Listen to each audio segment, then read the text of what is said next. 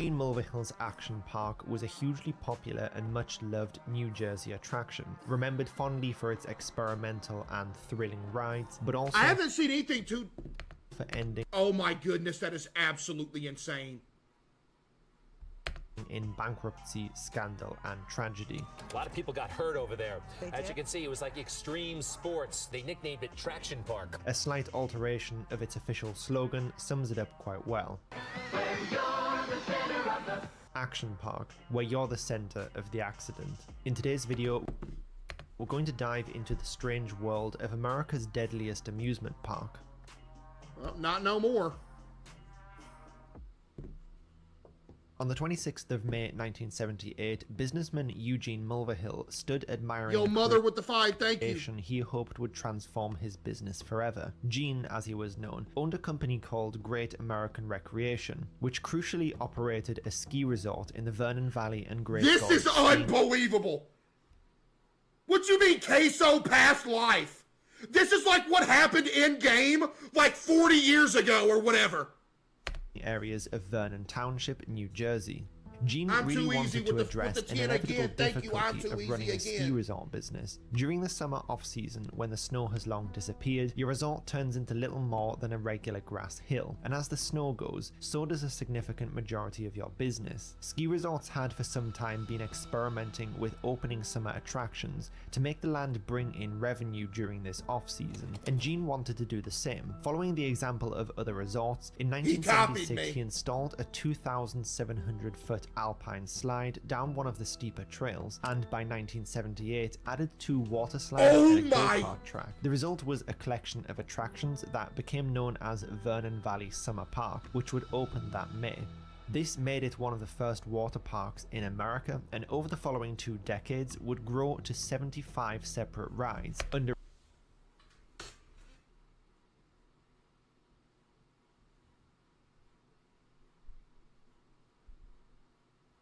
Why is there a pool called the Tsunami?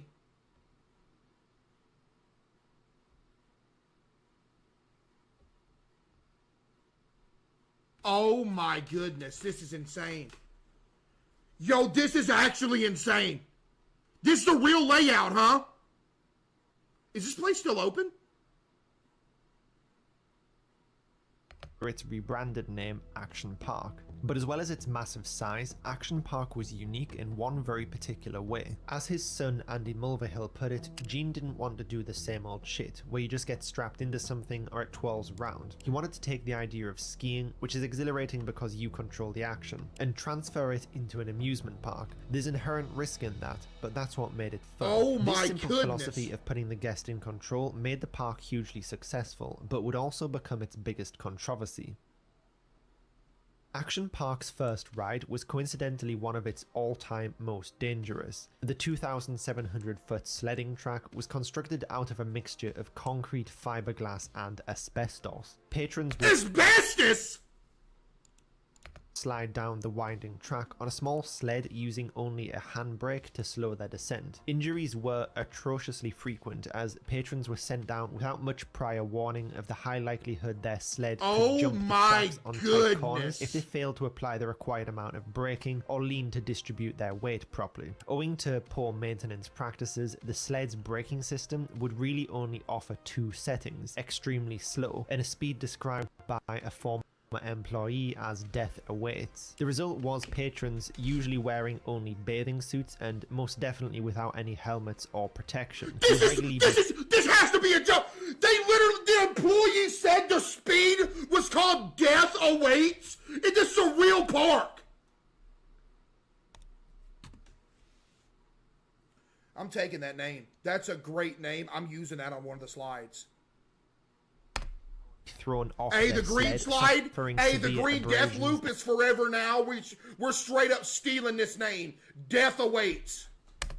and broken limbs. Between 1984 and 1985, the slide alone was responsible for 14 fractures and 26 head injuries. In fact, it's reported that at the end of a busy day, staff would find certain sections of the slide coated in a reddish sheen of blood and shredded skin. Staff kept a magic potion of 70% alcohol and 10% iodine on hand to spray down severely carpet-burned patrons. An employee was ejected at such a high velocity that the resulting injury gouged the back of his legs and butt so badly that he needed 200 stitches. And finally, just to add insult to injury, because the Alpine slide travelled directly under the park's former ski lift, those riding would routinely get spat or urinated on from above.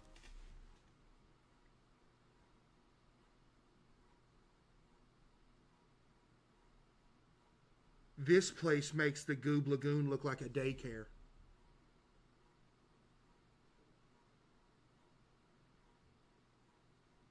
Yo, devs, I got an idea. Yo, I'm too easy with the 10 gifted. Yo, devs, we need a slide that's so big that you have to take a ski lift up to it. But the catch is customers can like straight up take dumps mid ski lift and it'll fall like on the other customers.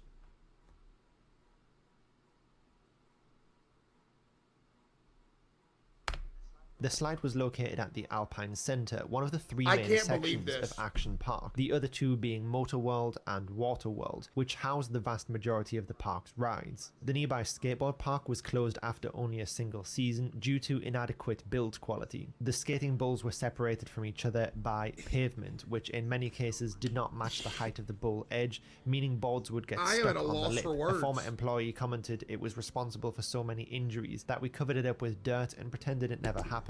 And in fact, some of the rides were so dangerous they never even managed to open to the public at all. The Bailey Ball was the what?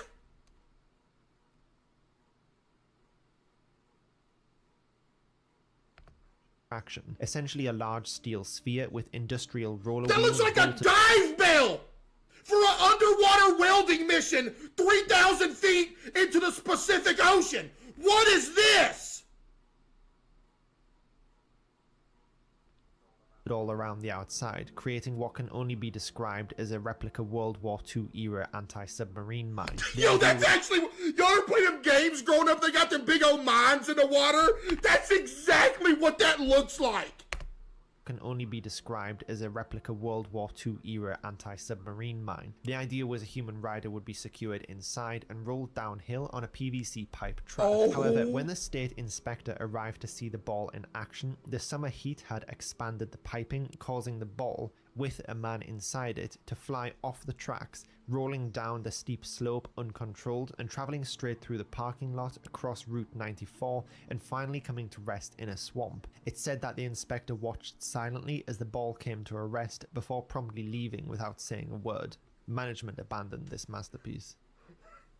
After the first season, in 1978, Gene sought to expand his park, believing the best way to do this was, quote, by legalizing drunk driving, in a collection of attractions known as Motor World. The first ride of note here was the Grand Prix track, featuring 3/4 size Formula One races that could travel at over 50 miles per hour. If that wasn't concerning enough, the park operated an alcohol drinks bar only a few meters away. They were letting people get drunk and then go on go-karts that traveled 50 miles an hour. Oh my goodness. This is the worst place I've ever seen in my life.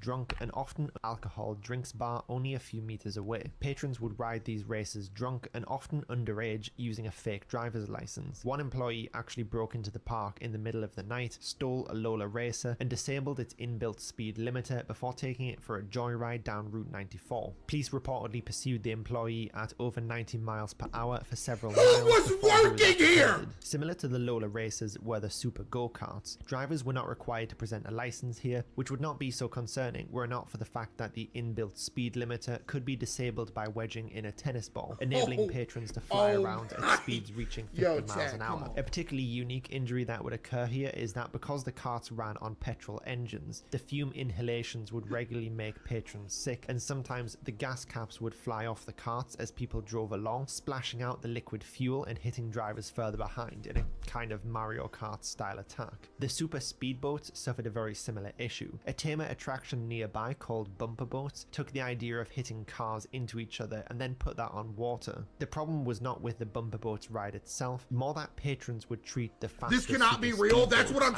This actually real, right? This like dead. Y'all dead serious?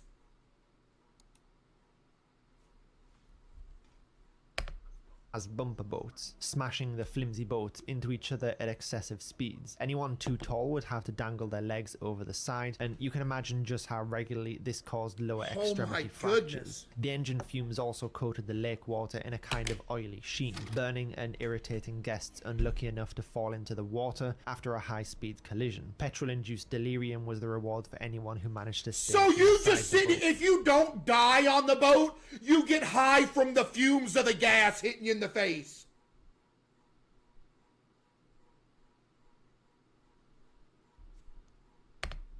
And finally, another noteworthy attraction for Motorworld was one of the park's most popular attractions called Battle Action Tanks, featuring little mobile tanks that fired tennis balls from a cannon. If you shot that's a another good tank's idea. hit That can't. There's no way that's dangerous. It's just a tennis ball. It would temporarily disable movement, and static cannons placed on the arena's perimeter also allowed guests standing outside to fire in. This particular attraction was one of the staff's least favourite to guard because of the high likelihood of getting pelted with tennis balls that would fire at over 90 miles an hour. Never mind.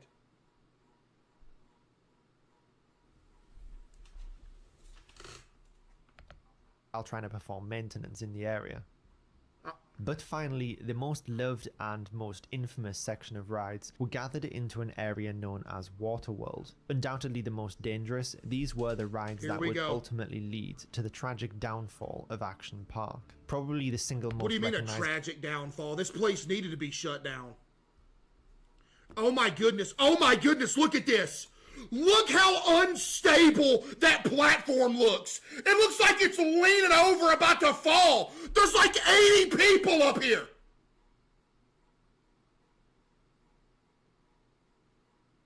I feel so much better about the Goob Lagoon right now.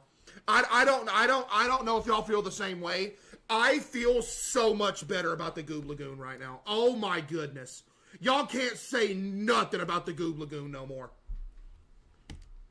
Of all these rides was the Cannonball Loop, a fully enclosed water slide with a unique, completely vertical loop at the end. You tend not to see these at water parks for the perhaps unsurprising reason that shooting people out of a vertical loop is not necessarily conducive to their survival. The ride itself was built kind of by the eyeball, using some nearby car factory workers who had recently been made redundant as labor. When the first test dummies went down, it was reported that one So they just picked up some random dudes that worked in a car factory, said, hey, y'all got some extra parts in here? Come slap them together for us real quick at the water park. We'll give you $50.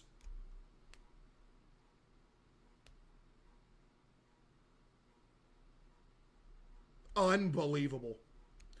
What about putting in water balloon launchers so you could hit the creeps and graffiti people and such? That would be a good idea, Mom. No joke. Yeah, like a water balloon launcher gun. That would actually go hard. No joke. That's a good idea right there. That's a great idea. Its head. To convince real humans to go down, the park offered employees $100, and eventually Eugene's son Andy was the first person to do so, but in full hockey protective gear. This ride suffered from an inevitable problem of physics. If a human body was either too light or too heavy, they often wouldn't have the right momentum to safely clear the loop and would get stuck at the top, crashing down on either side. Nosebleeds and facial and back injuries were extremely common, so much so that the ride was only open for a single month before the state's advisory board forced it shut, considering it too dangerous. Some early riders were even coming back with lacerations to their bodies, and when the ride was closed to determine what caused this, teeth that had been knocked out of previous riders' mouths were now lodged in the foam-lined interior walls, slicing open the next riders as they passed. Oh my goodness! People's teeth the slide and wedged in the wall, then the next person that came through would get cut by the person's tooth. You know how many diseases was going around? Did they make a movie off of this? This is unbelievable. But the cannonball loop was by far from the only crazy installation. The Tarzan swing was a steel arch suspended from a cable over a spring-fed natural pool. Patrons waited in long lines for the chance to swing out and jump off into the water below. Because this spring was fed by mountain water, the temperature rarely exceeded 50 degrees, a fact most only came to appreciate as their bodies immediately went into hypothermic shock upon entering the water, where they would need immediate rescue after being unable to pull themselves back out. Another danger was if you held on for too long, you risked crashing into the concrete platform at the far side of the pool, something that broke many ankles and toes, but that's just a skill issue really. In fact, unsuspected danger was a prevalent theme of Waterworld. Yo, I'm too easy with another 25 gifted again. Yo, W, I'm too easy with another 25 gifted again. Appreciate you, I'm too easy, for real. Thank you, W, I'm too easy. Thank you, seriously, I appreciate that. Aquascoot patrons would skim across a shallow pool of water only Look at the sharp edges of this. What is this? Deeper than a puddle in places, using a plastic sled in the same manner as skipping a stone over a lake. However, if you lean too far forward or back, the edge of the sled would bite into the water, catapulting the rider's head directly forward into the shallow puddle, resulting in serious injuries. Even if you avoided this, often the attendant would have already let the next rider down, slamming straight into the back of you. The collection of raft-based artificial whitewater rides were also notoriously dangerous. Lord Roaring have Rapids was mercy. built to look like a natural river, complete with jagged rocks and Drip sharp with the overhangs TNW, that Drip. fractured Thank you, femurs, Drip. collarbones, and dislocated knees and Appreciate shoulders. you, Drip, One of with the the TN. courses Thank you, featured a Drip. toilet bowl which flushed riders down into a dark tunnel. A tunnel lined with foam padding that would often tear away from the walls, narrowing the hole and causing human riders to clog the toilet. Attendants would then have to quickly turn off the water supply to stop those congested patrons from drowning. Surf Hill was another infamous attraction. Patrons would slide down a wet sloped surface on foam mats at high speed, landing in a very shallow puddle. The barriers between lanes were minimal and people frequently collided with each other on the way down. Yo, or if at you the end. didn't get injured or worse at a place like this, can you imagine the amount of fun it would be, though? Like, if you're one of the people that got to go do all this crazy stuff and not get injured, could you imagine how fun it would be, though? Oh, there is a movie about it back in 2018 called Action Point. Okay, bet. Appreciate you, Egghead. Yo, Guaman with the 5. Thank you. The seventh lane was known as the backbreaker due to a special bump midway intended to allow jumps and splashdowns into a larger puddle. It also had a reputation for causing serious injury, but both employees and spectators much loved this ride for one very particular quirk. You see, Surf Hill was especially good at separating women from their bikini tops. Women would stand up at the end of the surf and, disorientated from hitting the plastic ridges at high speeds, wouldn't realize that they had emerged significantly less covered than they began the ride. A nearby snack bar was installed specifically to take advantage of this view. Oh my goodness. I can't believe this. This is absolutely horrible. This might be the worst. This is the worst thing I've ever seen.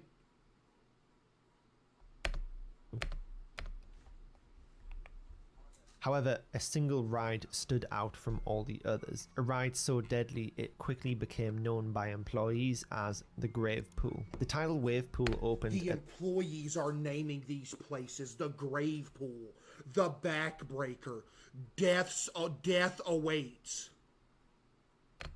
the start of Action Park's 1981 season. The pool was 100 feet wide and 250 feet long and could hold 500 to 1,000 people at once. This was a seriously large and deep wave pool. The waves were generated by underwater machines for 20 minutes at a time with 10-minute breaks and could reach a whopping 1 meter high. The comparative calm of the water in break periods contrasted with the severity of those waves in a relatively deep pool that got deeper towards the machine end meant that patrons would often get sucked dropped much deeper into the pool than they intended. Oh my goodness, only realizing dude. their mistake when they were in over their depth with nowhere to stand up. Because of the unrestricted entry, the water would often be covered in a dense packed layer of floating rings, which would keep people trapped underwater if they got swept down. The dangerous conditions would often cause people to crowd at the relatively few ladders to escape. 12 lifeguards were on duty permanently, and on high traffic weekends, as many as 30 Y'all people over here would this need to happy, you ain't doing nothing. Y'all ain't saving nobody in that pool.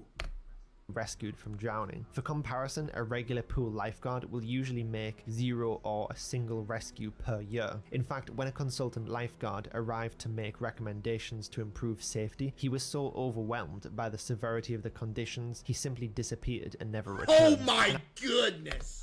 Out of the hundreds of near drownings, on 3 separate occasions, the wave pool would prove to be fatal. In July of 1982, a 15-year-old boy named George Lopez would drown. 2 years later, 20-year-old Donald DePass, and finally, in July 1987, 18-year-old Gregory Grandchamps. These were not the only deaths at Action Park. The first reported death was in 1980, when 19-year-old George Larson Jr. was riding the Alpine slide after hours. His cart jumped the tracks, and when ejected, George's head struck a rock. He died from his injuries 8 days later in hospital. Then on the 1st of August 1982, only 2 days after the drowning of George Lopez, 27-year-old Jeffrey Nathan was riding in an attraction we actually haven't covered yet, called the Kayak Experience, which, despite sounding and being relatively tame compared to some of the other attractions, featured a hidden deadly secret lurking under the water. The Kayak Experience was an artificial whitewater kayak run powered by underwater fans that agitated the water to provide the current. Frequently, kayaks would tip over or get lodged among the concrete rocks, meaning patrons would have to step out of the kayak in order to right it again. When Jeffrey stepped out, his foot touched a grill covering one of those electrified fans. A 19-ampere current passed into his body and caused him to go into cardiac arrest. He later died in a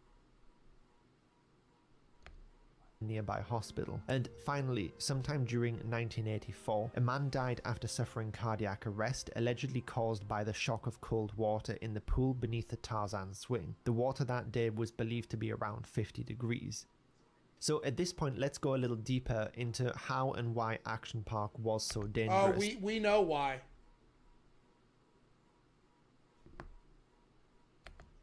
And how it managed to continue running for so long. Firstly, many of the staff attendants were teenagers and poorly, if at all, trained. Many were under the influence of alcohol while working, and training was never taken particularly seriously. The former security director, Jim Desai, got the job at age 21. They cared little for enforcing the rules, and considering the attitude of at least quite a few of the patrons... Can we talk about how many people went to this place, by the way?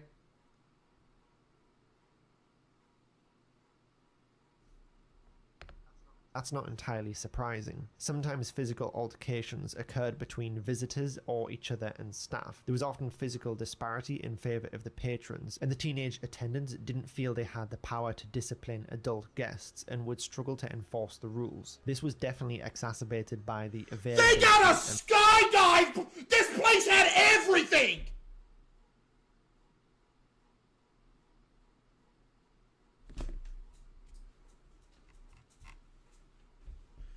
$50 degrees isn't that cold. It's 50 degrees out right now. I fear you know absolutely nothing about temperature or water.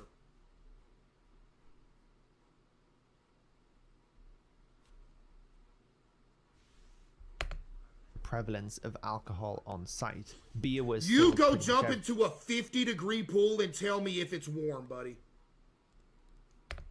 Everywhere, and the drinking age rules were enforced in a particularly lax Because I manner. promise you, it's gonna be cold.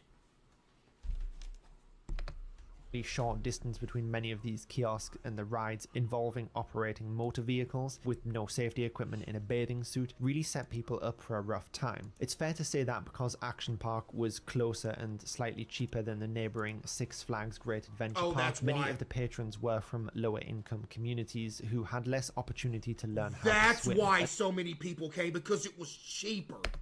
And the fact that the park was advertised heavily to the Spanish and Polish communities nearby, even though that there were no translated instructions, did set the park up for some trouble. There was a fundamental clash between how people viewed Action Park and what it intended itself to be. See, Gene's philosophy was that Action Park existed in a similar way a beach does. If someone swims out at a beach and drowns, it's a tragic accident, but there is more of a perceived onus on the swimmer for going out and making bad decisions.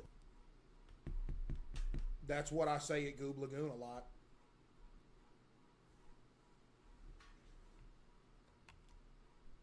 That's what I say at Goob Lagoon a lot. And getting beyond their depth. Dying on a roller coaster, however, does feel somewhat different. You're kind of strapped and there's no skill involved in staying alive on a roller coaster. But it's been suggested that many of the patrons took that roller coaster attitude to Action Park and held Ban the not people enough spamming regard the for numbers. All they do every time. Every time a batch of them comes in and spams it, they all get packed up. I see it and y'all don't. It's hilarious. Every of the cursed number spammer that gets eliminated from this chat and every chat is a beautiful thing. Safety in the face of prevalent dangers because they never expected to need a level of control over the danger to stay safe. People just didn't realize that the wave pool was a genuine threat to life if used incorrectly, and the lifeguards regularly had to rescue people who jumped into the deep end without actually being able to Nah, don't swim. make it 10-minute timeout. Ban them like perma. Y'all cooking with the 10-minute action? No, it's got to be a perma. And again, I've turning had to it. how the theme park ran for so many years with such a poor safety record, there are actually multiple interesting contributing factors. Because many of the rides were pioneering at the time, often built out of wild imagination as opposed to stringent engineering and testing, it was difficult for the regulatory By the way, authorities. real quick, y'all feel better about the Goob Lagoon now?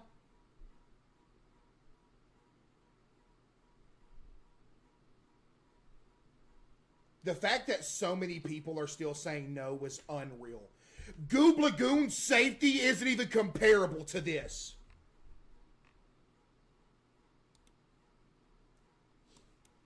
Case you're being dramatic. Yo, idiot named Leah. I'll perma you too. What you talking about?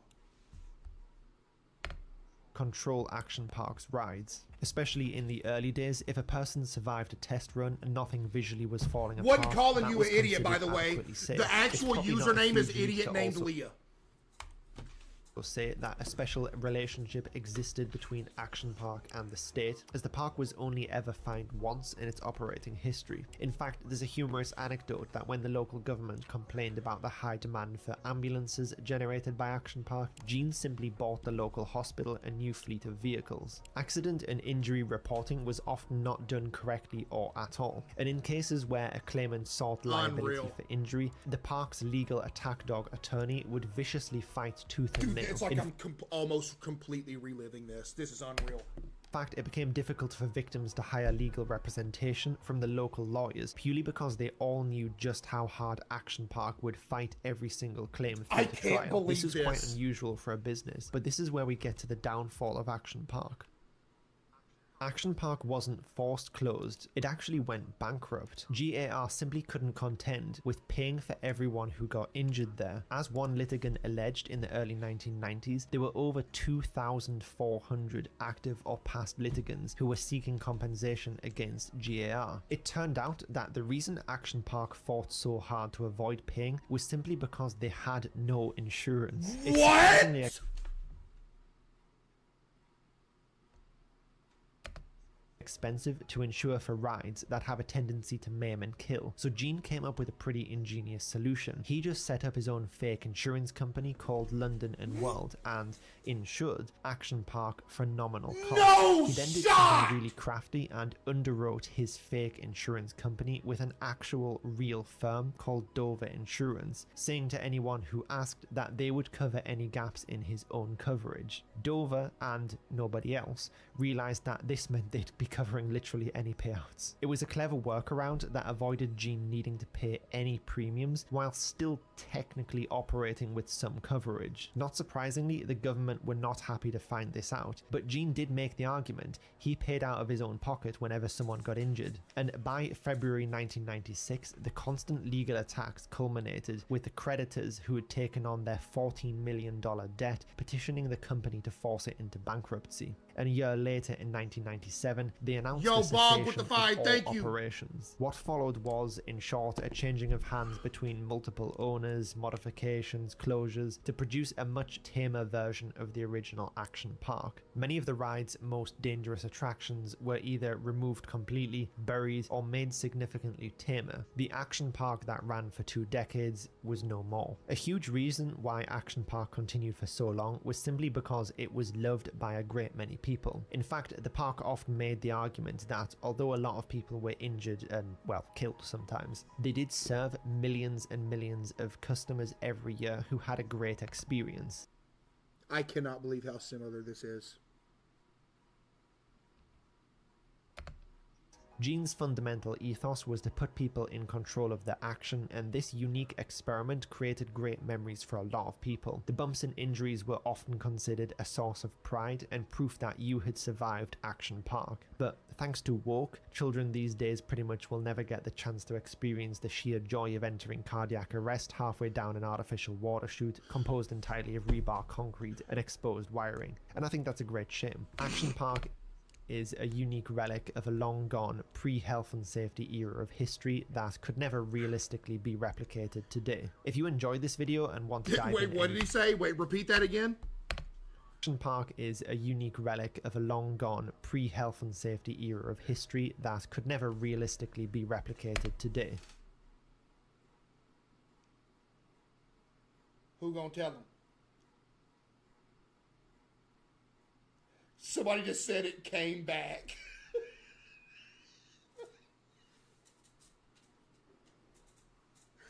Who gonna yo, when I looked at that overhead map of this place, bro, the Goob Lagoon is like nothing. Bro, how do you got this much money? Look at this. How do you got this much money to do this? How?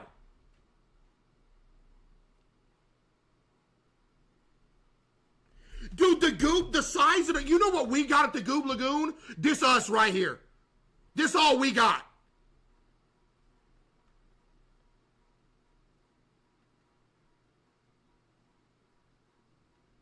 It reopened?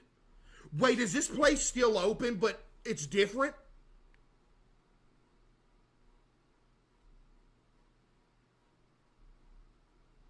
It's different.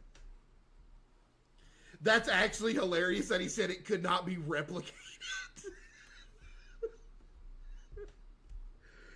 Bro said it could not be replicated, and then here we go.